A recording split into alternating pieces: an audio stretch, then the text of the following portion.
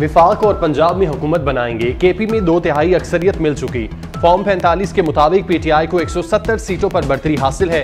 PTI रहनुमा barrister Gauhar Ali Khan की press conference.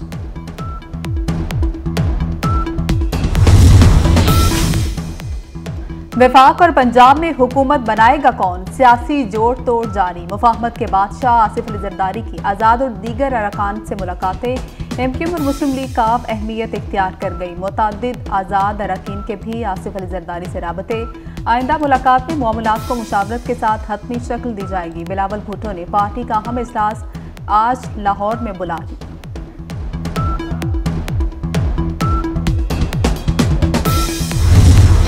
कौमी असम्बली में मुस्लिम लीग नून की 71, पीपल्स पार्टी की 54 सीटें। क्या दोनों मिलकर विफाक हुकूमत बनाएंगे या पीपल्स पार्टी 100 आज़ाद अरकान के साथ मिलकर हुकूमत बनाएगी? मियां नवाज शरीफ ने आसिफ जरदारी को मिलकर हुकूमत बनाने की दावत दे दी। कौमी असम्बली में एमक्यूएम की 17 नशिस्तों की भी अहमियत। पाकिस्तान मुस्लिम लीग और जेयूआई की 3-3 सीटें भी अहम किरदार अदा कर सकती हैं।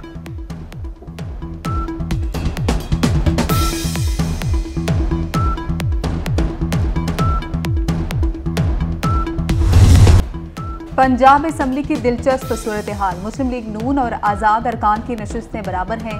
137 और 137 नशिस्तों के साथ दोनों का पलड़ा बराबर है। पीपल्स पार्टी की 10 और काफ लीग की 8 नशिस्तें तख्ते पंजाब के लिए अहमियत इख्तियार कर गई।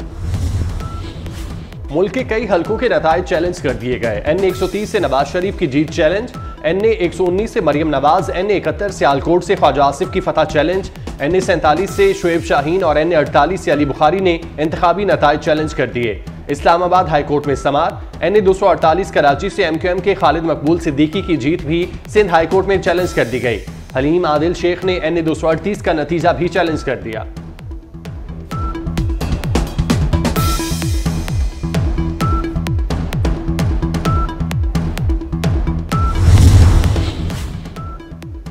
NA 128 लाहौर से ऑन चौधरी की कामयाबी का नोटिफिकेशन रोक दिया गया। इलेक्शन कमीशन का सलमान अकरम राजा की दरख्वास्त पर लाहौर हाईकोर्ट का फैसला मौसूल होने के बाद एक्शन।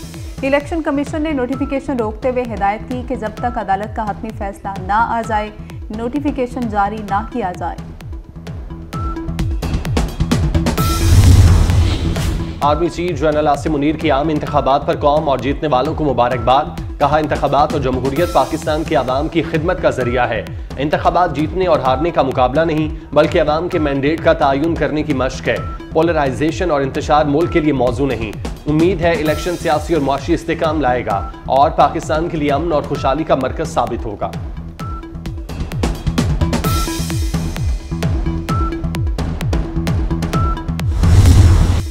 इब्तदाई नताइज में ताखीर के बायस सवाल उठ रहे हैं। Free and fair election network ने इंतखाबात पर इब्तदाई जायजा रिपोर्ट जारी कर दी। फाफन की रिपोर्ट के मुताबिक इंतखाबात से पाकिस्तान में बेयकीनी का दौर खत्म हो गया।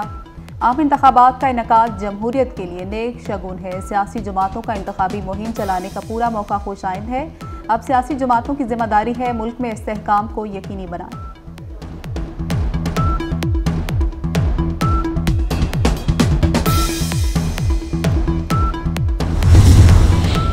पीपल्स पार्टी ने सिंध में सबको पीछे छोड़ दिया। 84 नशिस्तों के साथ सूबे में हुकूमत साजी के लिए पीपल्स पार्टी की मजबूत पोजीशन। एमक्यूएम पाकिस्तान 28 सीटों के साथ दूसरे नंबर पर। आज़ाद उम्मीदवार 14 सीटों पर कामयाब हुए। जमात इस्लामी और GDA को 2-2 नशिस्तें मिल सकीं।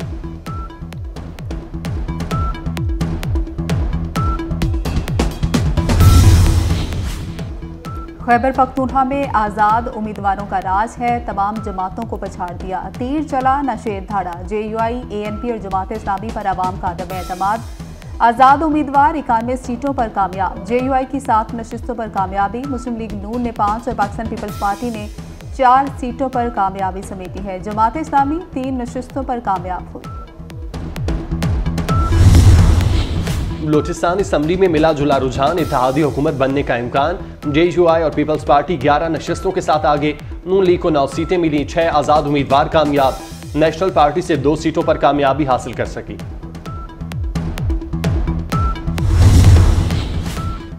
यूरोपीय यूनियन ने मुश्किलात के बावजूद पाकिस्तान में इंतखाबात को खुशाइंद करार दे दिया। यूरोपीय यूनियन ने तमाम सियासी जमातों को मतवाजी मौके न मिलने, इलेक्शन के रोज़ मोबाइल और इंटरनेट की बंदिश पर भी इजहार अफसोस किया। यूरोपीय यूनियन का कहना है कि हम पाकिस्तान में खातीन वोटर्स की बढ़ती हुई तादाद का खैर मकदम करते हैं। यूरोपीय यूनियन ने इख्तिलाफी मसाइल को अमन और जमहूरी तरीके से ख़त्म करने पर जोर दिया।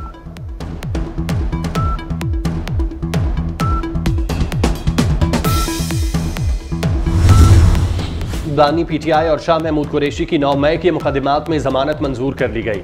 रावलपिंडी की इंसदादी दहशतगर्दी की अदालत ने दोनों मुल्जिमान की जमानत बाद अज गिरफ्तारी मंजूर की।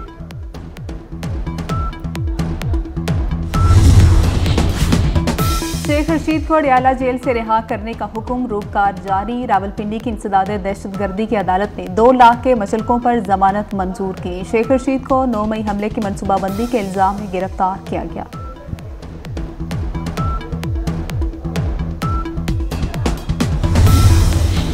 डेरा इस्माइल खान में दहशतगर्दों का पुलिस मोबाइल पर हमला। दहशतगर्दों की फायरिंग से एएसआई दीन मोहम्मद शहीद। पुलिस का दहशतगर्दों को मुंहतोड़ जवाब। जवाबी कार्रवाई में 3 दहशतगर्द हलाक।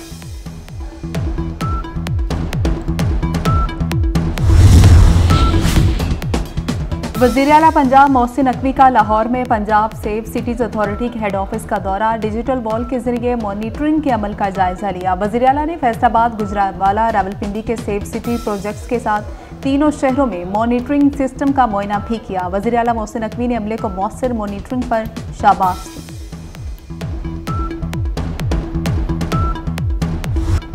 मजलूम फलस्तीनियों पर इसराइल की जहरियत न थम सकी। इसराइली हमलों में रिहायशी घरों को भी निशाना बनाया गया। इसराइली स्नाइपर्स ने खान यूनस के अल नसर अस्पताल के बाहर कम अज कम 21 फलस्तीनियों को शहीद कर दिया। रफा में 3 बच्चों समेत 8 फलस्तीनी शहीद हुए। वस्ती गजा में वाक़ई स्कूल पर बमबारी में 4 फलस्तीनी शहीद, मुतादिद जख्मी।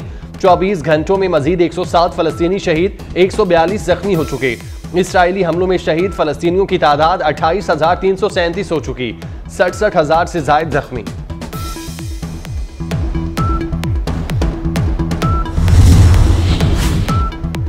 जंगी जुनून में मुब्तला नेतन्याहू ने फौज से पनाहगुज़ीन इलाके रफा पर हमले का प्लान मांग लिया। नेतन्याहू ने फौज को हुक्म दिया कि रफा पर जमीनी हमले का प्लान पेश करे। दूसरी जानिब फलस्तीनियों पर जुल्म की मुसलसल खामोशी से हिमायत करने वाले अमरीकी सदर जो बाइडन ने गजा पर इसराइली हमलों को हद से ज्यादा करार दे दिया। अमरीकी सदर ने रफा पर हमलों से मुतालिक इंतबाह करते हुए कहा, यह किसी सानहे से कम नहीं होगा।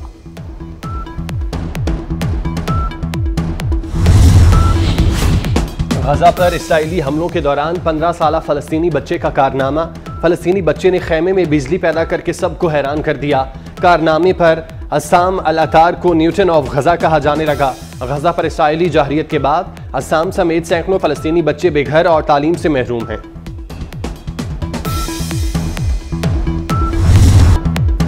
और शायर, ड्रामा नवीस, नगमा निगार अमजद इस्लाम अमजद को मद्दाहों से बिछड़े 1 साल हो गया। पीटीवी के लिए ड्रामा वारिस लिखकर शोहरत पाई।